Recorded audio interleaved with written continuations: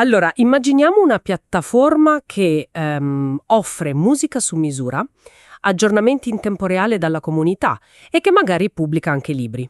C'è praticamente un incrocio tra un social network, Spotify e una casa editrice.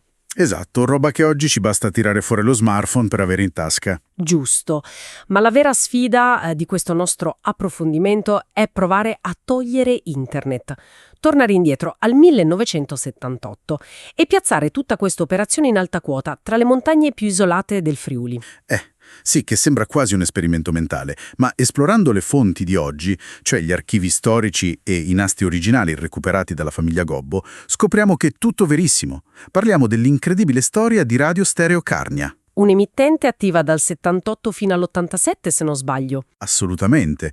Una radio che ha letteralmente anticipato decenni di rivoluzione digitale e l'ha fatto operando in una delle zone geograficamente più complesse d'Italia. E qui c'è un problema logistico che, salta subito all'occhio, perché le montagne e la tecnologia degli anni 70 di solito non vanno molto d'accordo. No, per niente. Cioè, come facevano da Tolmezzo a trasmettere un segnale, per di più in stereo, attraverso valli chiuse e isolate? Diciamo che il segreto è stato avere il coraggio di non fermarsi al concetto di radio amatoriale. Avevano messo in piedi una vera e propria infrastruttura fisica per aggirare l'isolamento. Addirittura? Sì. Parliamo di 2 studi all'avanguardia in via Ermacora e soprattutto di una rete molto complessa di ponti radio piazzati strategicamente in quota.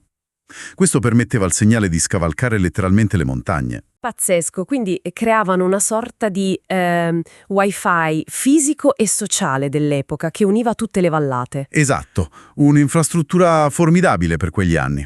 Però ecco, spulciando i dettagli del palinsesto, io sono rimasta abbastanza perplessa. Come mai? Perché offrivano 3 radiogiornali al giorno, organizzavano concorsi pratici per la comunità, tipo la raccolta di coperte o le gare per i migliori charsons. Che, ricordiamolo, sono dei piatti tipici carnici. Certo, piatti buonissimi tra l'altro, ma poi in mezzo a tutto questo ci mettevano la disco music. Voglio dire, se io mi sintonizzo per ascoltare il rock e mi ritrovo consigli su come riutilizzare la lana, cambio frequenza all'istante. Non creava un caos totale per chi ascoltava. Allora, in una metropoli di oggi, senza dubbio, sarebbe impensabile. Ma qui il meccanismo alla base era la fiducia comunitaria, non l'algoritmo che ti profila. Ah, ok, quindi la gente si fidava della voce che sentiva? Esatto. Sulla stessa frequenza potevi ascoltare i suoni rivoluzionari di Giorgio Moroder o degli Chic, portati dai giovani speaker nel weekend show, e subito dopo c'era la rubrica 1000 cose di Giole De Crignis sul riuso domestico. Un bel salto, insomma. Un salto enorme, ma funzionava perché chi ascoltava tollerava questo cambio di genere sapendo che a parlare era praticamente il proprio vicino di casa. Questo mix estremo era proprio il vero collante che univa il contadino, la casalinga e l'adolescente. Chiaro. Quindi la familiarità locale giustificava il caos musicale.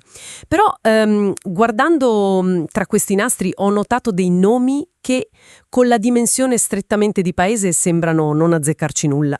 Ci sono delle perle davvero incredibili. Veramente. Cioè, c'è un riferimento a un documentario locale intitolato La Carnia tace, girato per soli 15 milioni di lire da un certo Dante Spinotti.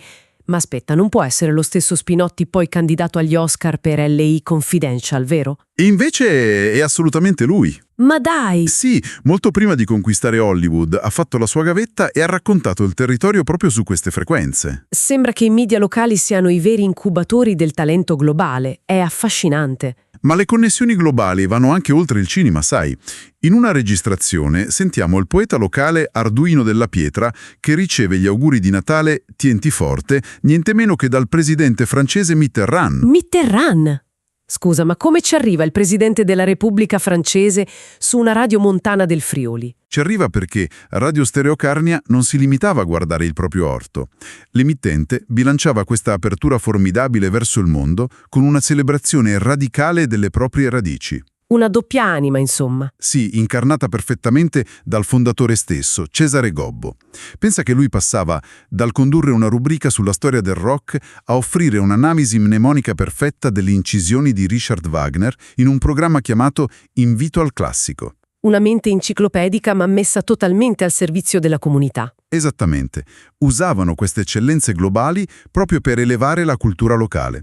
Dedicavano ore a intervistare cittadini di tutti i 28 comuni E parlavano in lingua carnica.